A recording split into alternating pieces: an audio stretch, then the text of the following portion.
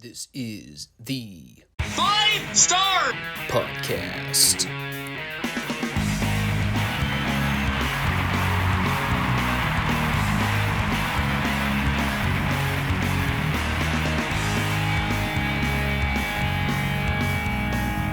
Let me talk to you.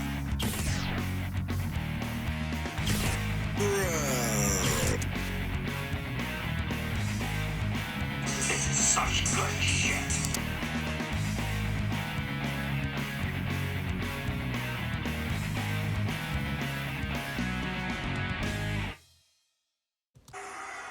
What do you guys want to talk about? I think this show might be one of the shorter podcasts we've done in a while. I know I say that a lot, but now looking and skimming down my notes here, I'm thinking we might get under this one in the 45-minute mark. Not that I'm trying to rush things along here, but it's been kind of hectic. I really haven't had time to sit down and thoroughly take notes on a lot of these shows like I normally do. And that's fine. This is a side hobby to begin with, and I haven't said this in a while, but I do mean it when I say it. I do appreciate the support. The people that subscribe to the channel, they like the shows, leave the occasional comments. It's not much I can give you in the way of advanced technology presentation or high-end production value. I don't really have the means to do that kind of stuff. Not that I'm not willing to learn, I just don't really have the time to. This is probably as basic as it gets when it comes to where we are with YouTube and Rumble and the kinds of videos that are being done anymore. The competition is high, and I'm just sort of one in the background trying to get my opinion out there, just without the reach or the numbers. And the progress is incremental, but I still enjoy doing this. So I'm going to keep at it until I either die, get bored, or honestly just stop feeling the need to talk about wrestling. Something will happen, I'm sure. There might be another scamdemic. Life always gets in the way eventually. But for where we are right now, this formatting works for me. So today we've got the Retro Raw from 1994 and SmackDown from this past weekend to recap. Should not take long on either end. Both of the shows were kind of booty by their own right. I actually got the chance to watch the Retro Raw show on, I think it was Friday night. It was like right before I sat down to watch SmackDown. And I normally don't do that. I usually watch the Retro Raws on like a Saturday or something. But after that show was over, I can't remember what I got up to do, but I remember going into the kitchen and just thinking, what the hell did I just watch on that show? I don't remember a thing. And my retention of information usually isn't that bad. But dude, I completely forgot everything I just watched on that show. Just a blank memory. And you'll see why as we dive into this thing. There wasn't a whole lot to note about it.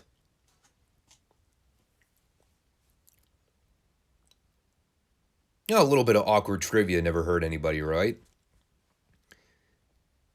So remember last week on Retro Raw, there was a sumo match between Earthquake and Yokozuna, a match that Earthquake won, and we talked about how that ended up being the unexpected final appearance for John Tenta in the WWF, because immediately following that match, he left the company high and dry and never came back. Which put them in an awkward situation, because for this week, Earthquake was initially scheduled to wrestle Owen Hart in a King of the Ring qualifier. So it would seem that in kayfabe, their way of writing Earthquake out of the WWF was by shooting an angle on their WrestleMania Revenge Tour where Yoko gave him the bonsai drop, and well, then Vince just kind of said that Earthquake won't be here to wrestle this week. And by this week, I think that was coded language for ever again. So that was a big mystery surrounding the program. Who would Owen Hart wrestle in the King of the Ring qualifier instead? And the other important matter at hand, would Earthquake's career be saved by showing up in WCW a year later as part of the Dungeon of Doom? The answer to the second question was no. In fact, it forever killed John Tenta's career as we knew it. I was actually kind of shocked they took the time to even address it, explaining how Tenta was written out in storyline, instead of just ghosting him altogether and moving on from it. No, they actually drew attention to it. Somewhat. So good on them. At least they didn't just drop it with no rhyme or reason like the way Vince would probably handle a lot of that shit today. Also kind of nostalgic, they were in Struthers this week for their Raw taping, which is basically in Youngstown, Ohio, where I went to school. So that was kind of neat. Haven't been in the Struthers area in a hot minute. It's a cool little area, though. Technically part of the Youngstown, Warren metropolitan area, even though I think they still technically classify it as its own city. I actually drove through it on Interstate 680 on my way to Youngstown this weekend. But geography. Yeah, I know people came to hear me talk about that, right? Certainly would rather be talking about that than with the way they open Raw this week. Owen Hart's replacement partner for the tournament qualifier.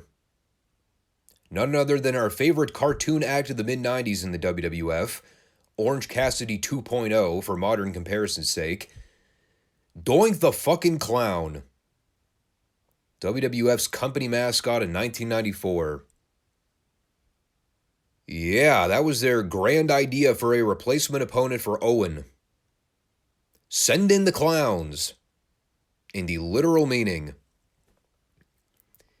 And unfortunately, this was post-Matt Bourne work in the Doink gimmick. By 94, I think Ray Apollo stepped in to take over as the babyface Doink. I mean, no offense to the guy, but Apollo was nowhere near the level of Bourne's ring ability, unfortunately. I also loathed everything about babyface Doink. Still do to this day. Especially with that goofy midget he always came out with. And I know that term is politically incorrect to say in 2023, but tough shit. I could also say dwarf, but I don't think that's less derogatory. The point is, it all sucked. They did some mild comedy spots early on with Dink, Owen chasing him around the ring and getting cut off momentarily. Right before the break, Owen grabbed Doink and started working over his knee by ramming it into the ring post. They came back with Owen getting the heat on Doink. I did enjoy the parts where Vince was butchering the names of all the submission holds, referring to the camel clutch as a bow and arrow Boston crab hold. You know, wrestling holds were never Vince's stronger suits as a commentator. And eventually Doink started milking the comeback. By this point in the match, 90% of his face paint had already worn off. He just looked like every generic indie guy under a clown outfit. And right as Doink was going in for the kill, out comes Jeff Jarrett to run a distraction. And the distraction spot that they came up with was for Jeff to pick up Dink over his shoulder and hold him there until Doink got rolled up and pinned by Owen. That was their clever spot they came up with for a distraction finish. A lot of effort went into that one, I see. I also completely forgot the Double J Doink feud was even a thing. I had totally let that escape from my memory. And then when Jarrett came out here, I was like, oh yeah, that's right. Those guys are feuding. And I still have no idea why. But hey, at least Owen advanced in the King of the Ring. Maybe this was the launching point that got Jeff and Owen to become good friends later on. They both said, yeah, that Doink guy, fuck that guy. And that forever cemented these guys as pals. Doesn't take for men to become close friends. It really doesn't. If you share a common bond, it's really easy to make male friends. Can't really say that about the other sex, but I know what I know. From there, we go over to Todd Pettingill for a quick King of the Ring update. By this point, we have 6 of the 8 opening brackets filled. That leaves 2 more qualifying rounds. One of those matches was the 1-2-3 Kid versus Adam Bomb for that weekend's Superstars episode. Poor Sean. And the other match we will actually see take place on next week's Raw, Tatanka versus Jimmy Del Rey, which is already kind of a foregone conclusion, but hey, Jimmy Del Rey's a good talent. Certainly not going to complain anytime I get to see him wrestle. We also had the Diesel Bret Hart WWF title match they announced from last week. Got to hear Nash do a promo hyping that up, wherein he referred to himself as the Big D. Probably the first and only time I will ever need to hear Nash refer to himself as the Big D. It's quite unsettling. Not as unsettling as another one of Roddy Piper's obscure promos. He was also hyping up his match with Jerry Lawler for the pay-per-view. Probably the only time I have ever seen somebody wear a checker pattern workout hoodie. You don't see that at your average everyday gym. And aside from his promo being mostly incomprehensible because of all the loud noises going on in the background, Roddy said something about how Lawler referred to him as an old dinosaur, and he somehow turned that around to accepting it as a compliment because Jurassic Park was one of the biggest box office attractions at one point in time.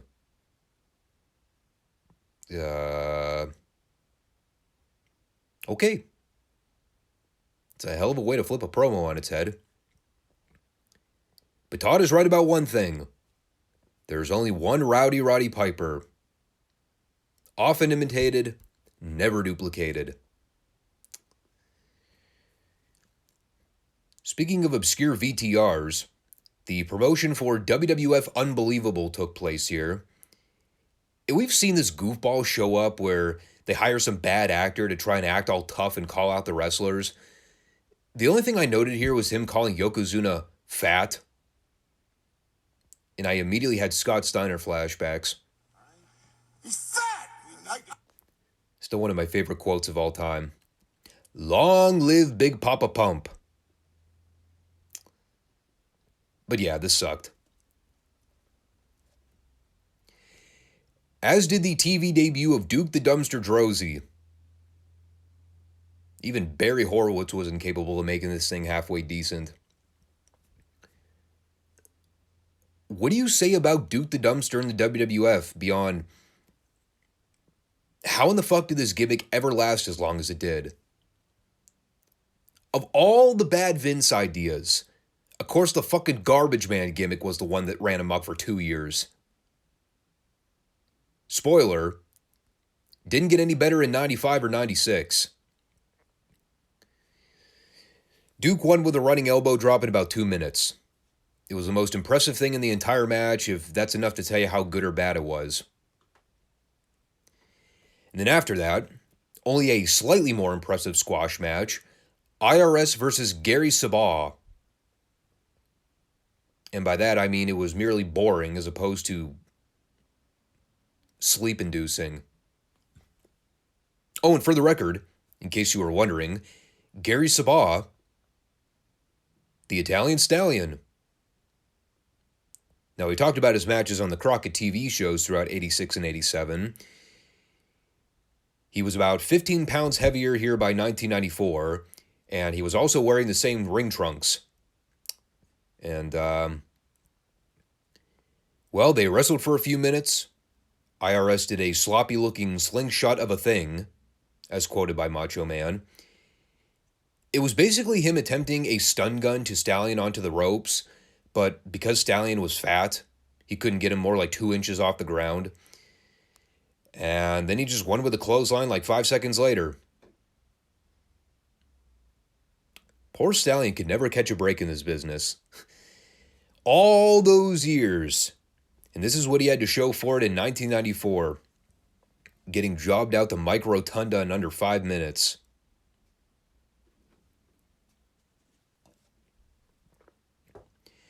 It's almost as pitiful as what they've done with poor Lex Luger in the last few months. A man that was once being featured as one of the top contenders for the WWF title at WrestleMania has now been relegated to feuding with Crush. Crush. Hang on a sec. I think Duke the Dumpster Drozdy's hanging outside my window right now. Oh, yep. That is indeed the garbage man. I know that can occasionally be picked up on audio here. So, yeah. Luger and Crush. That was a feud. Talk about the ultimate form of punishment. Poor Luger couldn't even qualify for the 94 King of the Ring tournament. That is how low on the pecking order he was after losing in Mania. So he came out here for a King's Court segment, what's starting to become one of the few highlights of this show from week to week. Just hearing Lawler out there doing his old school Memphis heel promos, acting like a dick for 3 or 4 minutes. It's great. I love the Jerry Lawler obnoxious heat promos. But he brought Luger out to stir the pot with him and Crush, getting under his skin and asking why Luger's no longer in the King of the Ring tournament. And, of course, Luger's pointing the finger of blame on Crush for costing him the match. And we saw the brief little VTR before the commercial where Luger ran Crush's arm into the ring post during their fight. So, naturally, here comes Crush, selling his arm in a sling. And he gets in Luger's face and tries to provoke him to pick a fight with him like a man.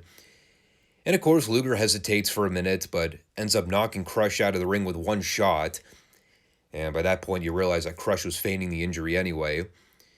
So this was not a case of Luger acting like a prickish babyface by attacking a crippled heel. He knew what was up. And, you know what's funny? Because the entire time I'm watching Luger and Crush go at it here, I keep thinking to myself, remember when they were teasing the feud with Luger and Kurt Hennig that never got off the ground?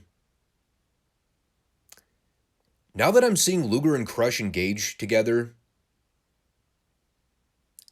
I think I might rather see that Kurt Hennig feud. But instead we got Crush.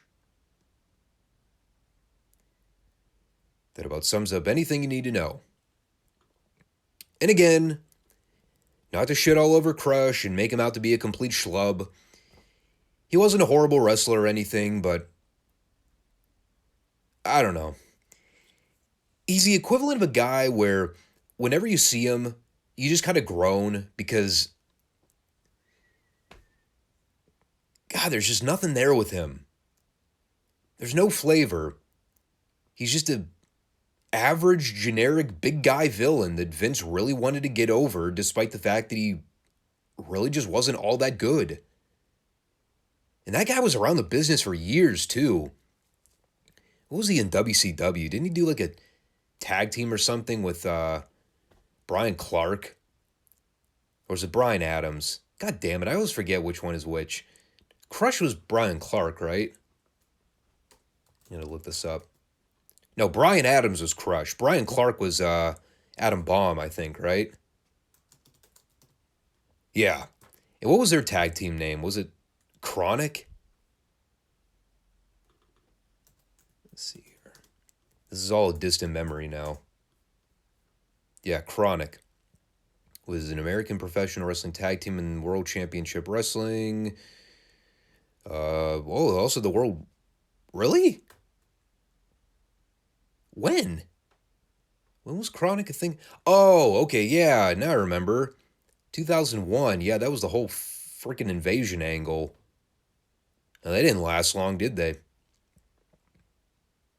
Yeah, they were basically around for about a month before they disappeared. Oops. Yeah, it's just, I don't know. That's the problem you get to when you go back and look at a lot of these guys that Vince was pushing in the mid-90s. A lot of big guys, a lot of jacked up, muscly dudes, but most of them couldn't work a lick. Crush was no different. I mean, he could do some of the basics, but just wasn't ever impressive to me. And again, he was around for so long. It's just, anytime I saw the guy, I was like, really, this guy? It's like the Jeff Jarrett syndrome. You're like, dude, get off my fucking TV. But yeah, now he's feuding with Luger. It just feels like such a downgrade for him. Kind of like how they majorly dropped the ball with Yoko coming out of Mania 10. People often forget that Luger pretty much got the same burial treatment. Vince gave up on him, and you could clearly see that when you watch him out there feuding with Crush. Luger's just a total afterthought out there. I mean, it wasn't a bad segment or anything, just mid. It was a very mid-level program that no one remembers, and for good reason.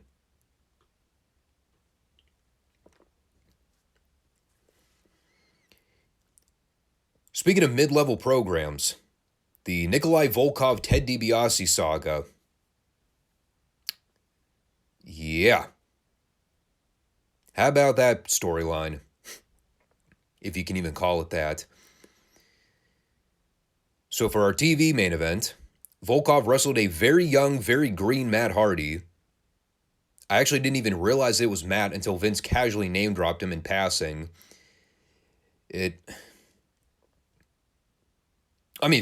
Facially, we barely even saw Matt's face in a close-up, so it was borderline impossible to tell at first.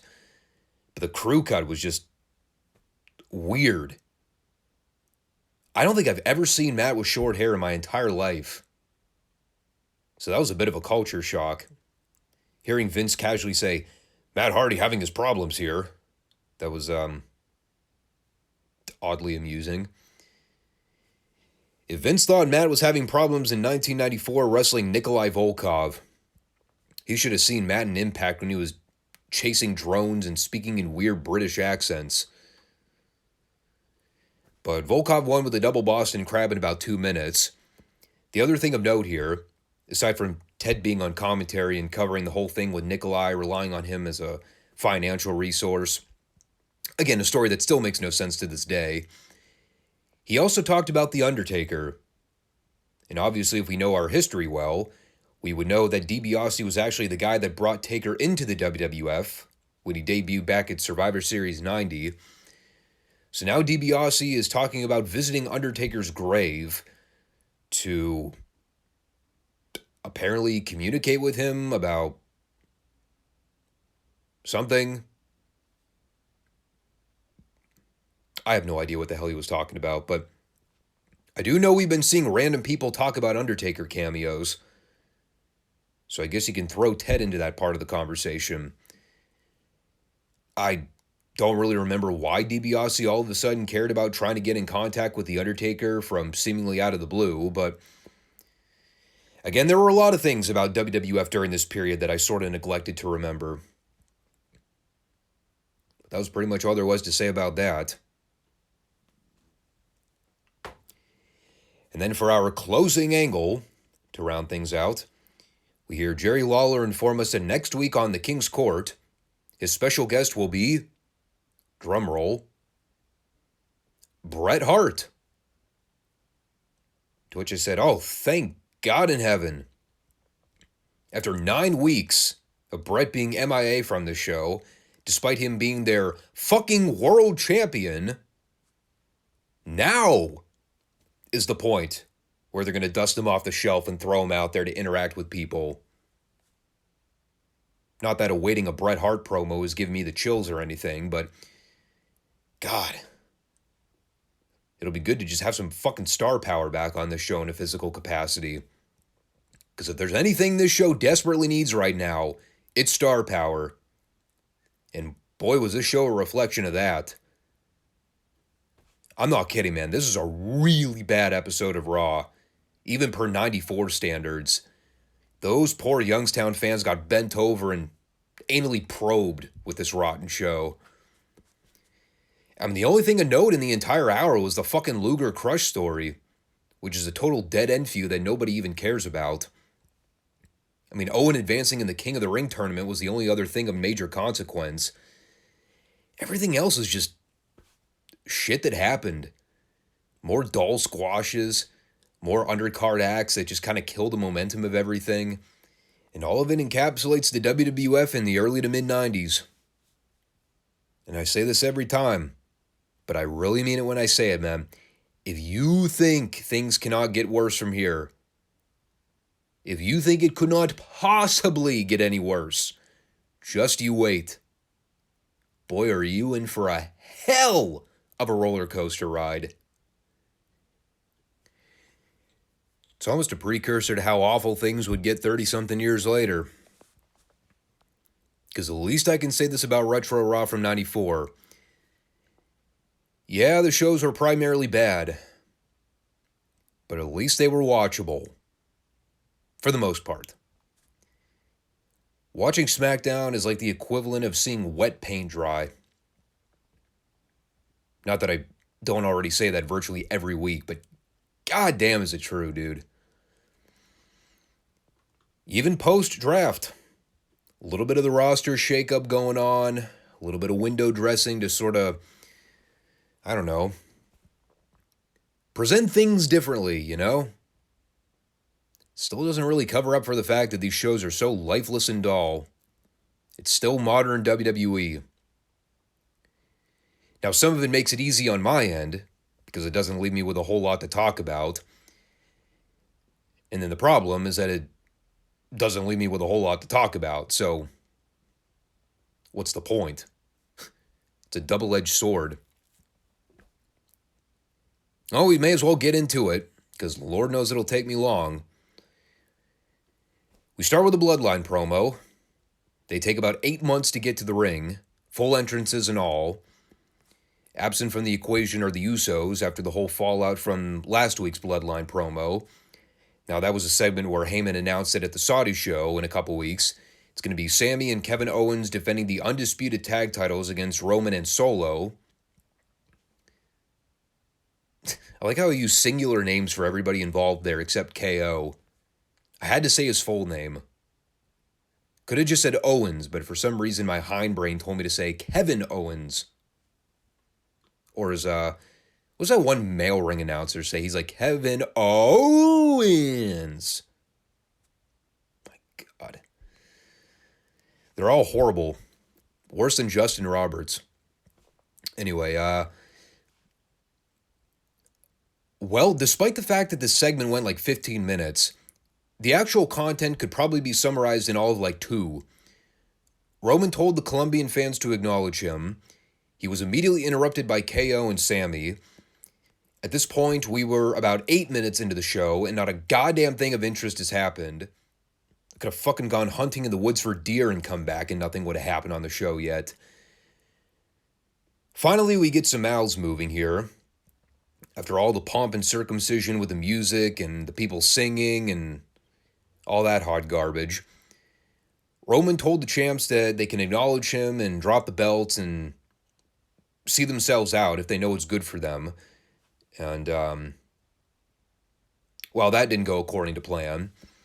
Instead, Owens confronted Roman and Solo and tried to goad them into taking the first shot. But after cooler heads prevailed there, Roman told Sami that he's been through the ups and downs in his career, but his biggest regret was wasting his time with Sami. And, of course, Sami fired back and told Roman that he regrets not hitting him with that chair sooner. Says that everyone's propped up Roman for his entire career and told him that he's the best. And the fact is, when it comes to the tag match in Night of Champions, it's going to be the moment where Roman realizes that he's not as good as he thinks he is. He's not even as good as the Usos are. And there was some other nitty-gritty stuff in there that I kind of glossed over. Not really important in the overall grand scheme of things. It did hit me, though, watching. And Sami even addressed it here. The last time Sami and Roman were in the ring together was back at the Elimination Chamber in February. And while that match was special by its own right, purely by the crowd reception, it is one of those things where you look back and you're like, oh yeah, that did happen, didn't it? Remember when people were talking about that moment where Sami could have probably beat Roman for the title and people would have bought it? Do you remember how bent out of shape a lot of fans got when the title change didn't happen?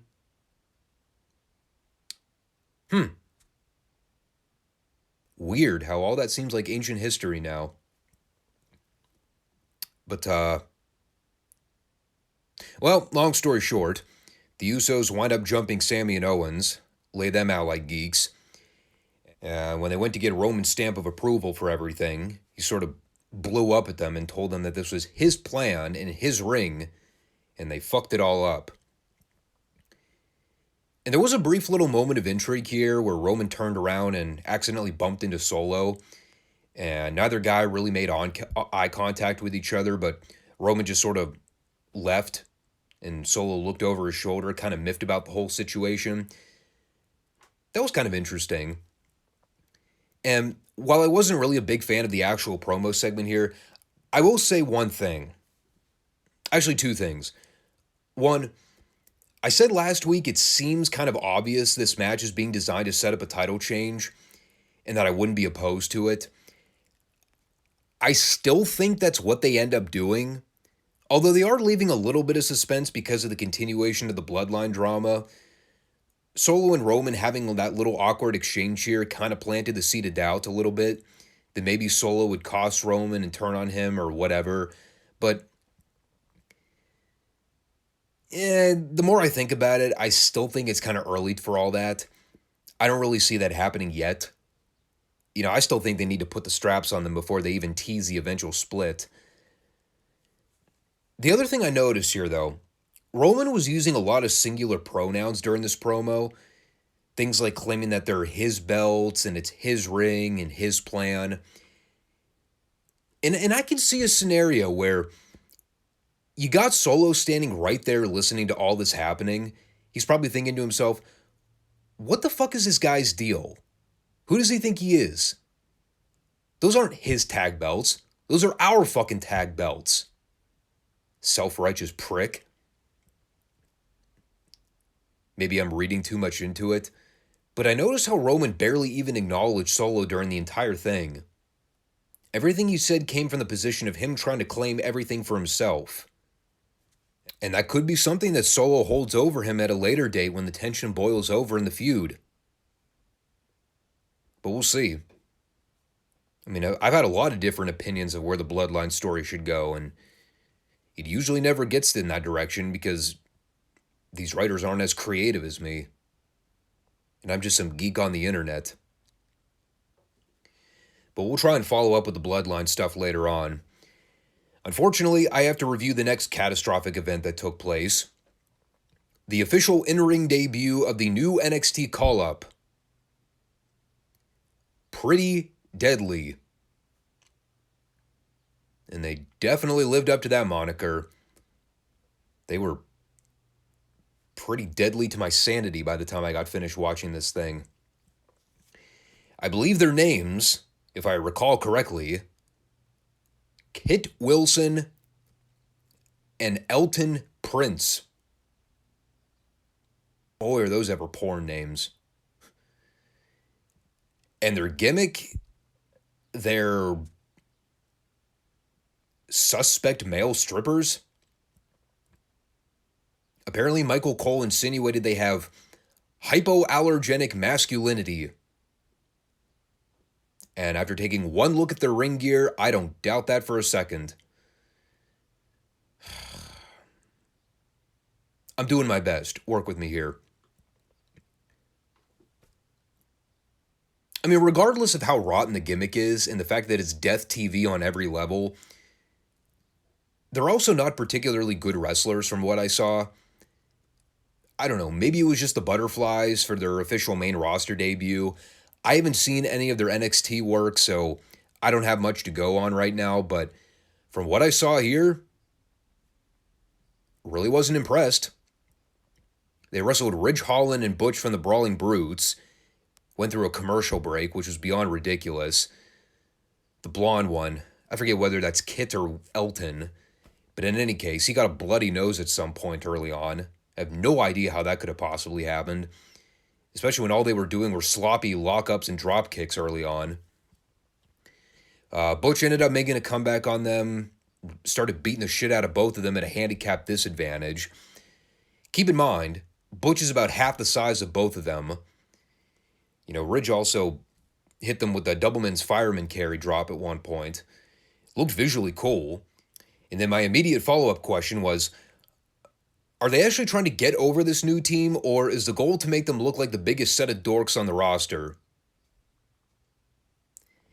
And after I sort of mentally checked out caring about this, Pretty Deadly hit Ridge with some kind of neckbreaker combo and pinned him. And it was at that point that I determined, I think I'll now be boycotting Pretty Deadly matches going forward. They had one chance to win me over, and they failed on just about every level.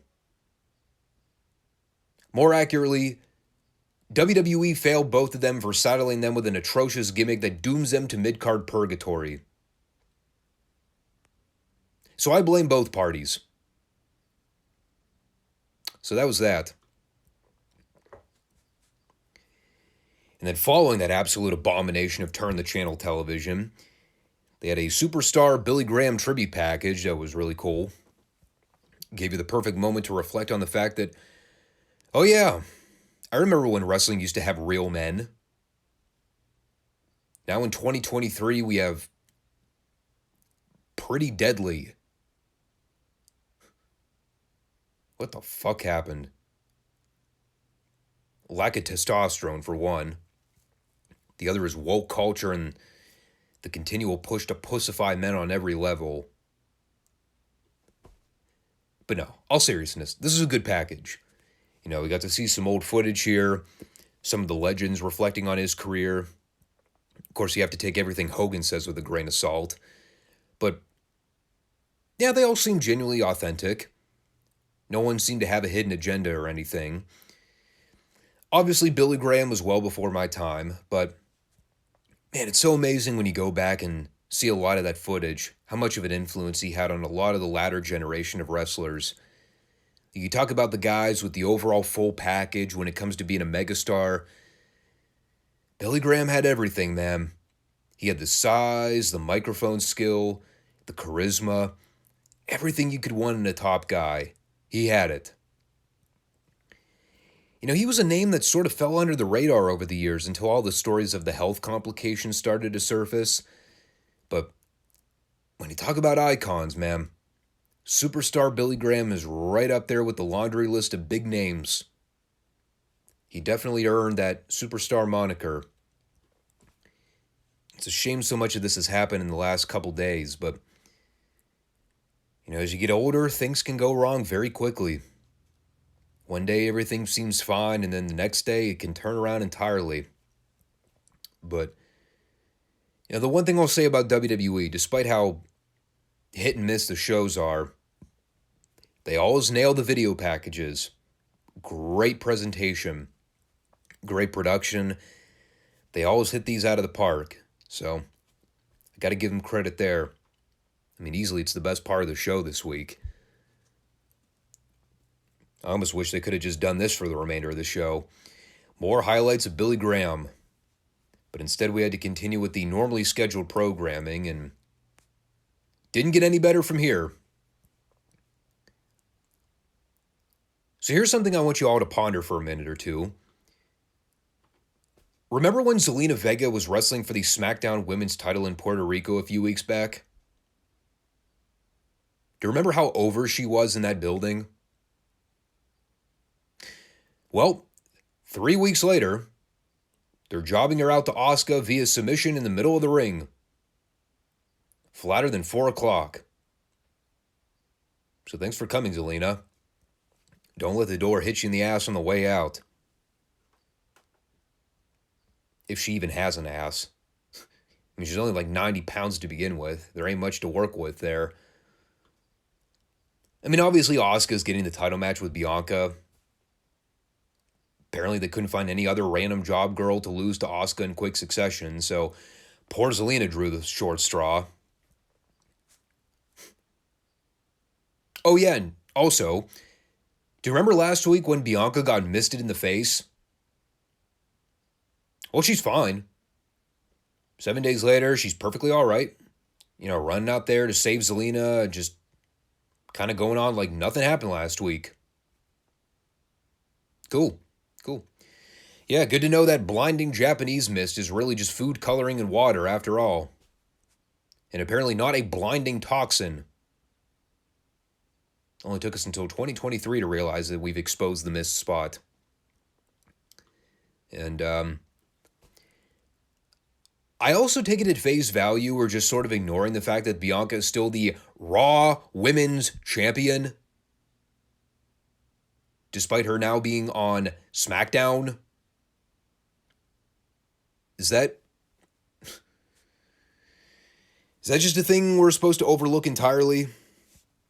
Same with Rhea Ripley being the SmackDown champion on Raw. I'm just trying to apply rational thought here. Don't mind me. I guess we'll just move on to Grayson Waller. Did I just say that?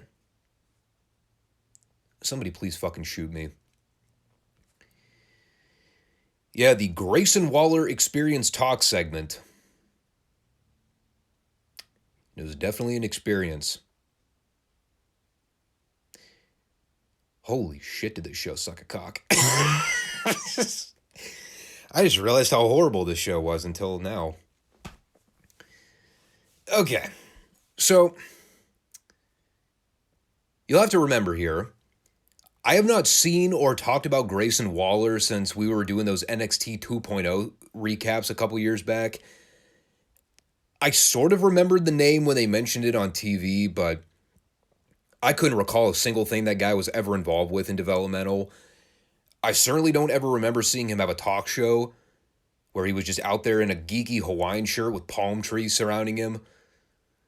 No idea what to make of that whole charade. I also forgot he had an Australian accent. But they called him up to the main roster, so apparently the guy's made some form of progress in NXT. Can he wrestle well? I have no clue. And we never found out here because his debut segment on SmackDown was conducting a talk show segment with AJ Styles, the guy that will be going on to wrestle Seth Rollins at the Saudi show to crown the World Heavyweight Champion on Raw. And to spare you the long-winded details about the stupidity of all that again, we'll just ignore it and move on. So, well, they're pitching to the title match in Jeddah, and Grayson's trying to do the whole suck-up thing to AJ and give him the floor to talk about why he's going to be the world champion at the end of Night of Champions, and it was a good promo. You know, AJ's talking about going through a rough patch with injuries and kind of plagued his ability to stay as active. He said that nobody's trained or worked as hard as AJ to get back in the ring to be on this platform.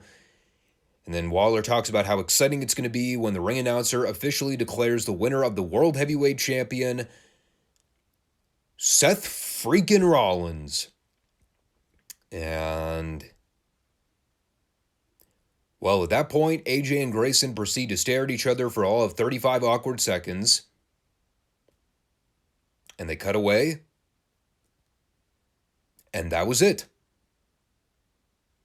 That was their genius way of debuting Grayson Waller on the main roster. Give him approximately 5 minutes to do a condescending heel promo, and then do a 30-second stare down with one of the two challengers for the world title. Not the most effective debut, if I'm being honest. Also, what? They can serve him up to AJ in a TV match? Wow. Yeah, that'll get the guy over in a heartbeat. I mean, Pretty Deadly's debut wasn't much better, but at least they got a TV win out of it. So they got out of the starting gate. I don't even think Grayson's going to get that. But again, it's just another segment on the show that I sort of looked at and went, eh? Okay, it happened, but like, what was the point? Kind of like me asking, what was the point of the next match? Other than to yet again humiliate and degrade LA Knight.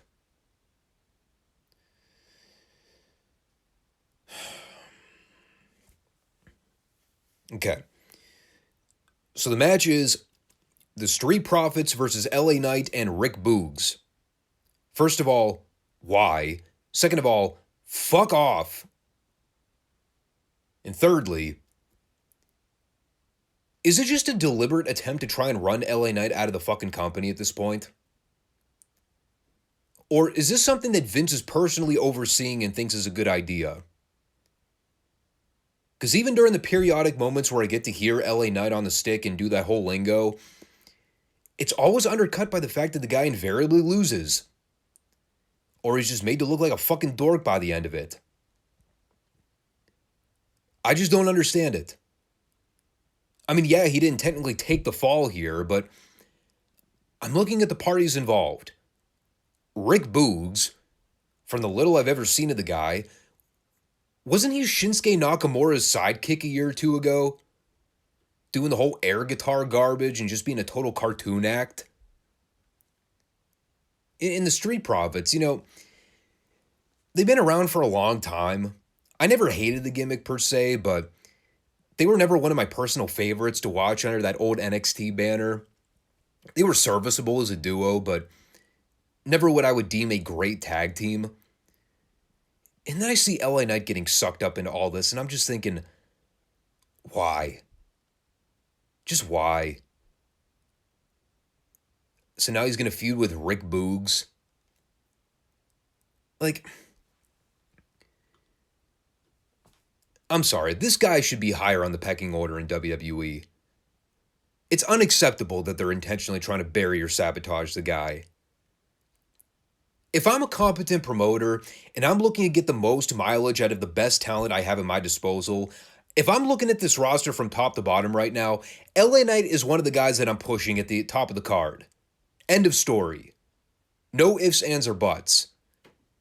If LA Knight is not one of my top mid-card heel champions, I'm also pushing that guy as a strong upper middle card guy. This guy has every toll that it takes to be a top guy in the sport. And here he is on Friday Night SmackDown being a placeholder underneath dweeb. It just gives me no incentive to watch because the only thing I'm doing is seething with rage at the thought of what could be versus what's actually happening in front of my eyes with this fucking guy. I think of what they could be doing with LA Knight if they had competent writers with a clue. And I'm seeing what they are doing with him. And it sucks. I mean, they broke the guy away from the whole maximum male model shtick. We all thought that was going to be the rebirth angle to get LA Knight back on his feet again. Now I'm starting to think he might have been better off working the previous gimmick. I mean, is he any better off now, realistically speaking? Let's be objective about it. Yeah, he gets to cut promos, but does he seem like a big deal with the way he's being presented on television? So much for that TV win they gave him a few weeks back. Now he's right back to square one again.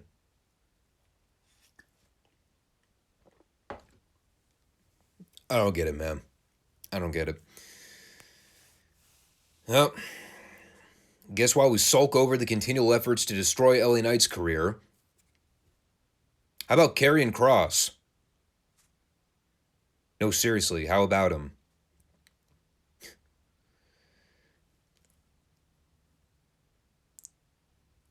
So basically, here's what I'm getting at. Karrion Kross's new gimmick in WWE will be the Bray Wyatt treatment, where he randomly shows up to feud with people on a whim for no rhyme or reason, and he also cuts indecipherable, rambling promos about virtually nothing.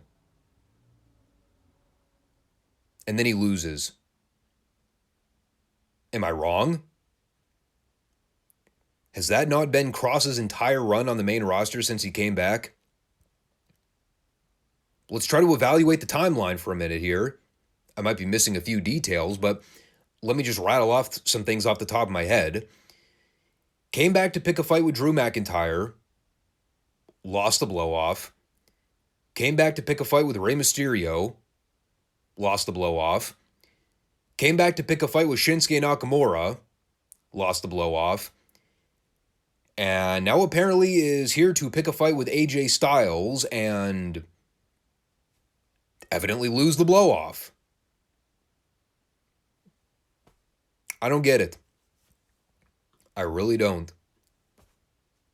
With the way they've been booking this guy, you'd have figured he was getting ready to leave the company. He never wins matches. His promos are always befuddling and go nowhere. And he just sort of pops in randomly after we've all sort of forgot he existed. It's a shame we're at this point, but what else do you say? It's not too often I agree with Uncle Dave Meltzer, but I think back to a lot of the comments he ever made about Karrion Kross when they first picked him up again, and I'm thinking he might have been right on that one. There's just really not all that special about the guy. Kind of sad, but it's where we are. So by this point in the show, I was about fed up with everything and just wanted to be fucking done with all this hot garbage. The next match was the in-ring debut of two girls that I have never seen or heard of before. Apparently, it was another one of the NXT call-ups. Alba Fire and Isla Dawn. Whatever. Just more stupid generic WWE names that'll never get over. All you do is laugh whenever people try to mention them with a straight face. It's like when they try to convince me that Braun Breaker was going to be a good name for Scott Steiner's son. I just kind of farted at that one. Anyway, these girls wrestled two other job girls, and I just sort of walked out of the room to go do something. It's not to say that I plan on fast-forwarding through all of their segments going forward, because there is a part of me that's genuinely curious to see whether or not they can actually wrestle worth a shit. I mean, it's not like AEW's women's roster where I immediately just tune it out because 99% of them are fucking ass in the ring. But this is just not the night for me to sit through the second girls match. Not this late into the program. So, I might give them another chance at a later time, but no, not now. So instead, I came back for Austin Theory, and as quickly as I came back into the room, well, I kind of turned and left shortly thereafter. Not out of hatred for anything involved here, it was just the segment went like 2 minutes, if that. And here's essentially what happened. Theory came down to do a heel promo. It was bland and not all that interesting. And I like Theory, but the material just wasn't all that engaging. Basically just talked about last week's three-way, which he lost. Talked about how Lashley has a habit of following Theory to whatever brand he ends up going to. Meanwhile, Sheamus and Theory actually have a few things in common, up to and including the fact that they've both beaten John Cena. And he's, trying to tear down Sheamus and that whole thing. So naturally, here comes Sheamus to respond. He gets into the ring. He goes to grab a microphone. And then he turns around and bro kicks Theory in the jaw. Because that's something we don't see all that often. Austin Theory getting laid out and made to look like a bumbling jackass. Who'd have ever seen that coming? So I guess that'll be a feud now. Not the first thing I would have selected for Theory to be involved with on SmackDown, but hey, could be worse. They could have sent Theory out there to wrestle Rick Boogs. I got nothing. It was just way over the show by this point. This one sucked a dick. And nothing could further exemplify that than this week's main event. Holy crap. Talk about phoning it in for this one.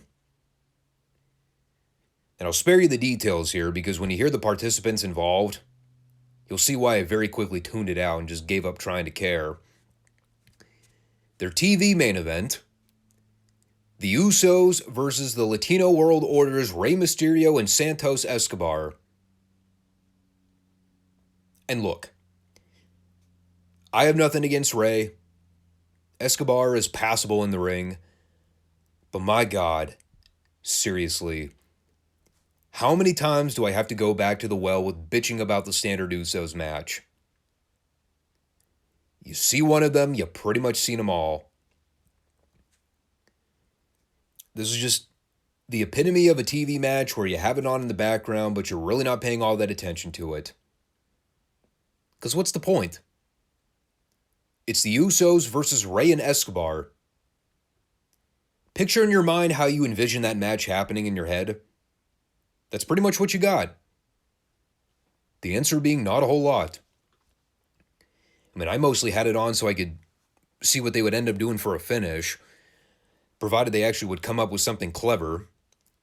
And I came back at the point that Rey got cut off with a super kick. One of the Usos got Rey with a superfly splash for a near fall. And after they went for stereo splashes in the corner, Kevin Owens and Sami Zayn came out to run a distraction. Owens took the official, while Sami shoved one of the Usos off the top rope so Rey could set him up in a 619 position. And after Rey took him out, Escobar blind tagged and hit the other Uso with a splash for the 3. And with like 30 seconds left in the program, they put the camera crew in Roman's locker room to film his reaction. And, well, let's just say he was not happy. So I'm thinking Jimmy and Jay still might be in the doghouse for a while longer. I mean, again, what do you say? I'm sure the match was fine, but there's only so much tolerance I can take for these fucking Usos matches anymore. Even the LWO stuff has kind of generated go-away heat with me. You know, after all the stuff we've seen from them getting force-fed on the show week after week, I'm kind of over that whole act. And all the while, the talents that I actually want to see get spotlighted effectively, the LA Knights, the Austin Theories of the world, what are they doing? They're just geeks on the show, getting occasionally put on there to do some underneath stuff and not really giving me much in the way of hope for their futures. Yeah, like I mentioned before, man, this show kind of ate a dick. Bluntly put. This is like low energy mode SmackDown from top to bottom.